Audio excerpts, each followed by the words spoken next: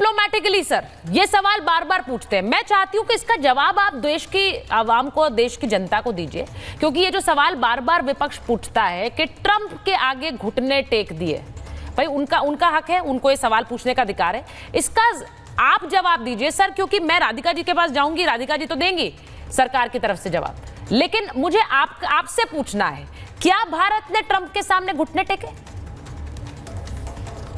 बहुत बहुत धन्यवाद मैम, आभारी हूँ हमेशा की तरह। आउटस्टैंडिंग यू आर, आपकी तारीफ कर रहा हूँ, बहुत अच्छा लगता है जब आपके साथ होता हूँ। आपने दो पॉलिटिकल स्पोक्स पर्सन जो है उनकी बात सुनकर, तो मैम मुझे अभी तक समझ नहीं आया, मुझे 74 साल की मेरी उम्र है, 52 साल कूटनीति में हो गए, आपत्ति क्या है? क्या कह रहे हैं कि हमने झूठ बोला है? क्या कह रहे हैं कि हमने पाकिस्तान को नहीं मारा है? क्या कह रहे हैं कि हमारे जहाज गिर गए? हम बताएं, I don't really understand what the issue is. ये तो बड़ा क्लियर है कि उन्होंने आतंकी हमला किया हम पर पहलगाम में, हमने उसका बदला लिया, फिर उन्होंने हम पे, उनकी फौज ने किया, फिर हमने उनको वापस ठोका और उनका बहुत नुकसान। इसमें तो कोई डिस्प्यूट नहीं होना चाहिए। So asking questions at this time हमारा काम कठिन हो जाता है एज डिप्लोमेट। जब मैं राजदूत रहता हूँ मैम विदेश में, मैं जाके वहां की सरकार को बता दो, देखो उन्होंने हम पे हमला किया और हमने ये किया, और फिर वो कहते हैं जी आपके ऑपोजिशन वाले तो कह रहे हैं कि ये नहीं हुआ, वो नहीं हुआ। It compromises my position. ऐसी स्थिति में मैम हमें एक ऑल ऑफ गवर्नमेंट अप्रोच नहीं चाहिए, हमें एक ऑल ऑफ कंट्री अप्रोच चाहिए। एकजुट होके हम बताएं कि हाँ इन्होंने ये किया और हमने उसका बदला लिया। कमांडर साहब, मैं क्षमा चाहता हूँ, आप न्याय की बात करते हैं ना सर, न्याय तो कोर्ट्स में होता है सर, जमीन पर बदला लिया जाता है सर। आधा खून मेरा पठान का है, we are from Ghazni sir. और मैं, आप तो ये भी हमारी कहावत जानते हैं ना कि भगवान आपको सुरक्षित रखे कोबरा के जहर से, शेर के दांत से और पठान के बदले से। सर हम बदला लेते हैं। स्क्रीन पर लीजिए। सॉरी, अच्छा मैं ये कह रहा था मैम, इतना ही कहना चाहता था कि ये जो कहानी सुनाई जा रही है, एक्सप्रेशन रीड करना चाह रही थी। जी सर, जी जी जी। नेशनल कोर्ट ऑफ जस्टिस जाइए सर, बदला हम लोग लेंगे, आप न्याय करते रहिएगा। फाइनली मैम मैं इतना ही कहना चाहता हूँ, अभी तक तो ऑपरेशन सिंदूर किया है ना हमने, अब पाकिस्तान में जो हो रहा है, आप बेटी हैं हमारी और हमारी एक और महिला, अब बहुत जल्दी हम ऑपरेशन विदाई भी करने वाले हैं कि पाकिस्तान चला जाए अपने प्रेजेंट रूप में। और हम देखेंगे जितने देशों में मैं गया हूं मैम, मैं 3 देशों में मैं विशेष सलाहकार जितनों से बात की है, वो कहते हैं वेल डन। हम भारत का जो नेतृत्व है आतंक के अगेंस्ट, कोई संयुक्त राष्ट्र संघ तो बुढ़ा हो गया 80 साल का, मुझसे भी ज्यादा उसकी उम्र है, कुछ नहीं करे, वो फराटे भरते रहेंगे। तो हम ही लोगों ने जो अब नेतृत्व लिया, we are leading the global fight against terrorism है। 100 से ज्यादा देश पीड़ित हैं आतंक से, 193 सदस्य हैं यूएन के, 100 से ज्यादा। वो देख रहे हैं कि भारत लीड ले रहा है मैम, ये हमारी फॉरेन पॉलिसी की एक बहुत बड़ी कामयाबी है। It's a success, it's not a weakness ma'am, यही मैं आपसे कहना चाहता हूँ। बाकी सब मुझसे कहीं ज्यादा बुद्धिमान है, so I will hold my peace और नहीं कहूंगा। और मेरा यही अनुरोध है कि आप जो भी आप करना चाहें पॉलिटिकल, सब पर्सनल अटैक मत करिए, हमारी ट्रेनिंग नहीं होती है to respond to personal attack. मैं एग्जैक्टली सर, और वो मैं शुरुआत में बिल्कुल क्लियर भी कर देती हूँ, क्योंकि ये जो सियासी बहस है ये सियासतदानों के बीच में होगी, पॉलिटिकल कमेंटेटर्स के बीच में होगी, लेकिन आप लोगों का जो एक कंट्रीब्यूशन होता है महाभारत में वो बड़ा इंपॉर्टेंट है, क्योंकि एक दिशा दिखाने का भी काम बहुत जरूरी है सर। और इसीलिए मैं, राधिका जी, अब मैं उम्मीद कर रही हूँ आपको आवाज आ रही होगी, आपको शुरुआत में कुछ दिक्कत थी, आप तक ऑडियो नहीं पहुंच रहा था।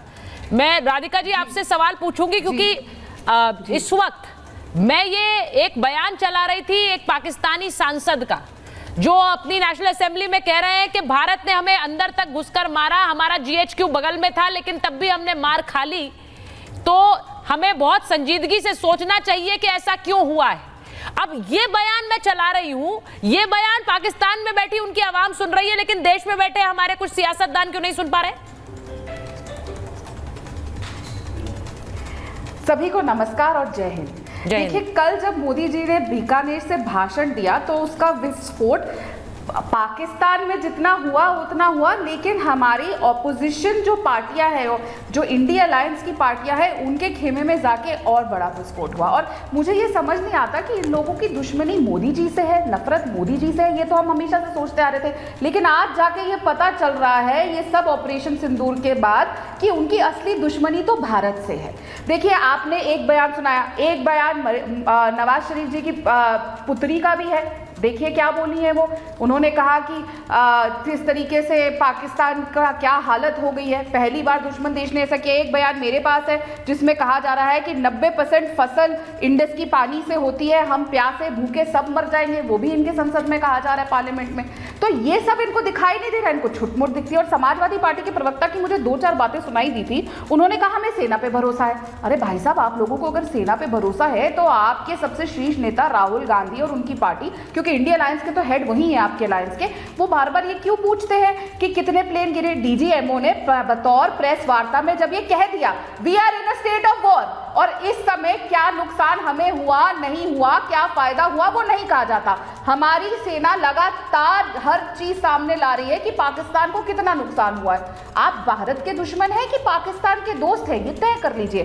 फिर इन्होंने कहा कि हम छुटपुट वाली बात पे साथ नहीं है, तो आके कहिए ना हम इंडी गठबंधन से बाहर निकलते, हमारा कांग्रेस पार्टी से कोई लेना देना नहीं है, खड़गे साहब ने जो कहा बहुत गलत था। क्यों नहीं बोलते अखिलेश यादव? जब अखिलेश यादव से ये पूछा जाता है कि वो शुभम के घर जाएंगे कि नहीं, कानपुर जो शहीद हो गए, तब तो वो कह देते हैं मेरा क्या लेना देना है शुभम से, मेरा क्या मतलब है, मैं क्यों जाऊं उसके घर। तब तो वो बड़ा से आके फटाक से जवाब देते हैं। लेकिन जब देश की बारी आती है सामने, तो क्यों आप लोगों के मुंह में दही जम जाती है? आप लोगों को इस बात से तकलीफ क्यों हो रही है कि भारत अंदर घुस के ठोक के आया है पाकिस्तान को? और यहाँ पे इंदिरा जी की बातें हो रही थी कि इंदिरा जी तो नहीं झुकी यूएस के सामने। तो मैं याद दिला दूं 1974 में इंदिरा जी ने बतौर पाकिस्तान को भारत की न्यूक्लियर टेक्नोलॉजी देने का ऑफर किया, जो भुट्टो ने सामने से लेने से मना कर दिया।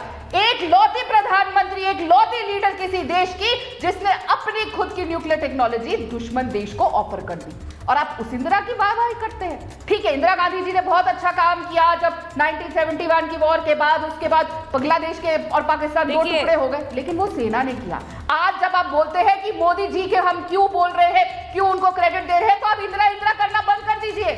मुझे कोई तकलीफ नहीं है इंदिरा जी से, उनका नाम इतिहास में दर्ज रहेगा, लेकिन ये भी रहेगा कि उन्होंने दुश्मन देश को कहा लीजिए न्यूक्लियर टेक्नोलॉजी हम आपके साथ शेयर करने को तैयार हैं। देखिए राधिका जी जो नेता प्रतिपक्ष है वो बहुत सारे सवाल उठा रहे हैं। मैं उन सवालों पर उनका एक ऐसा सवाल है जिसको लेकर मैंने एम्बेसडर वोरा को डायरेक्ट किया, क्योंकि he knows diplomacy very well, much more than any of us, इसलिए मैंने उनसे वो सवाल सीधा डायरेक्टली पूछा था। लेकिन मैं एक चीज पूछूंगी, अब वरुण जी यहाँ बैठे हुए हैं, मैं वरुण जी आपसे पूछूंगी जरा कि जब ये वो कहते हैं, मैंने इसीलिए सुनील जी से भी शुरुआत में पूछा कि आपका खून नहीं खौला, वो पूछते हैं आपका खून सिर्फ कैमरे के सामने क्यों गर्म होता है, आतंकवाद पर आपने पाकिस्तान की बात पर भरोसा क्यों कर लिया। मैं आपसे पूछती हूँ, क्या चाह रहे थे राहुल गांधी, क्या करना चाहिए था? What was the plan B that जो उनको लग रहा था कि वो होना चाहिए था, वो हुआ नहीं है, वो उस समय क्यों नहीं किया जब 26/11 हुआ? मैं बार बार यही पूछती हूँ।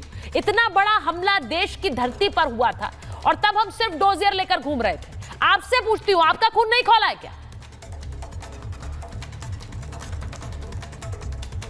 सुचारिता जी, सबसे पहले तो मैं आपको सल्यूट करता हूँ। सेना को तो पूरा देश ही सल्यूट करता है, उसमें कोई प्रश्न चिन्ह ही नहीं है, उसमें कोई राजनीति नहीं। सेना की वजह से आज हम सुरक्षित हैं, डिफेंस कर पा रहे। और सेना 2014 में तो बनी नहीं थी, पहले बनी हुई है, इसलिए बार बार की मोदी काल में ही सेना बनी है, ये भी गलत। जो आप प्रश्न पूछ रहे हो खून खोला, मैं तो रणबांकुरों की धरती से आता हूँ, राजपुताना से। यहाँ तो घर घर में रणबांकुरों की धरती से आता हूँ, घर घर में रणबांकुरे हैं जिन्होंने त्याग किया है देश के लिए। तो आप ही की धरती से, राजस्थान से तो कल प्रधानमंत्री ने बात कही, बात आ रही है, आप ही की धरती से कही, तो उन्होंने जो कहा वो गलत कहा क्या? बढ़िया कही उसका। अब मेरी बात तो पूरी हो जाए तो बिल्कुल सही कहा, मैं उसको अप्रिशिएट करता हूँ। लास्ट में उन्होंने जो नारे लगवाए उससे भी बड़ा जोश पैदा हुआ जनता में। बस एक सेंटेंस गलत कह गए, जो कि एज ए प्राइम मिनिस्टर उनको भाषा पे तो, लेकिन ठीक है, क्योंकि जोश होता है आदमी का, आर्मी के सामने खड़े, बॉर्डर पे खड़े तो निकल जाता है। उस सिंदूर वाली बात थोड़ी सी उनको ध्यान रखना चाहिए था, लेकिन क्योंकि देश के प्रधानमंत्री। अब ये जो महाभारत क्यों हुई थी आप बताओ? महाभारत इसलिए हुई थी मैं हम जब हम रहता है तो महाभारत नहीं होती, जब मैं आ जाता है किसी में तो महाभारत हो जाती है देश में। ये इसका जवाब है। आप संसद की बात कर रहे थे, पाकिस्तान की संसद में एक शाहबाज मरियम का नाम ले रहे थे, ट्रंप का नाम भी लो। अगर हम पाकिस्तान के नेताओं पे भरोसा करें तो ट्रंप पे क्यों नहीं करें? हम नहीं करते, हम देश की सेना पे, हमारे देश के प्रधानमंत्री पे भरोसा करते हैं। लेकिन ये बातें इसलिए आ रही हैं कि संसद का सत्र क्यों नहीं बुलाया? आप संसद की बात कर रहे हो, अभी संसद का सत्र क्यों नहीं बुलाया गया? संसद का सत्र बुलाते, सबके सामने प्रश्न होता, प्रधानमंत्री जी सर्वदलीय बैठक में नहीं आते क्या? नेताओं से ऊपर है सबसे से, नॉन बायोलॉजिकल हो गए कि मैं बैठूंगा ही नहीं नेताओं के साथ में। ये जो प्रॉब्लम देश में आ रही है, इसलिए विपक्ष की बात हो रही है। और विपक्ष का प्रश्न करना और लोकतंत्र में आलोचना करना आवश्यक है। आप प्रश्न नहीं करोगे तो आप तो कह दो प्रश्न ही मत करो, कुछ भी होता जाए, ये कौन सी व्यवस्था है? हाँ, आप जो कह रहे हो कि विपक्ष को मूर्खता का परिचय नहीं देना चाहिए, बड़ा सूझबूझ से राजनीतिक गहराई से प्रश्नों का अपने प्रश्न उठाने चाहिए, उसमें अभाव है। लेकिन दूसरी ओर मोदी काल की जो सरकार है, मोदी जी की सरकार, वो भी पाखंड से कम नहीं रच रही देश के अंदर। इसलिए आम जनता हर चीज पे अविश्वसनीयता हो गई। राजनीतिक जितनी व्यवस्था है, राजनेताओं पे जनता के अंदर विश्वास ही नहीं है। कौन सच कह रहा है, कौन झूठ कह रहा है। क्या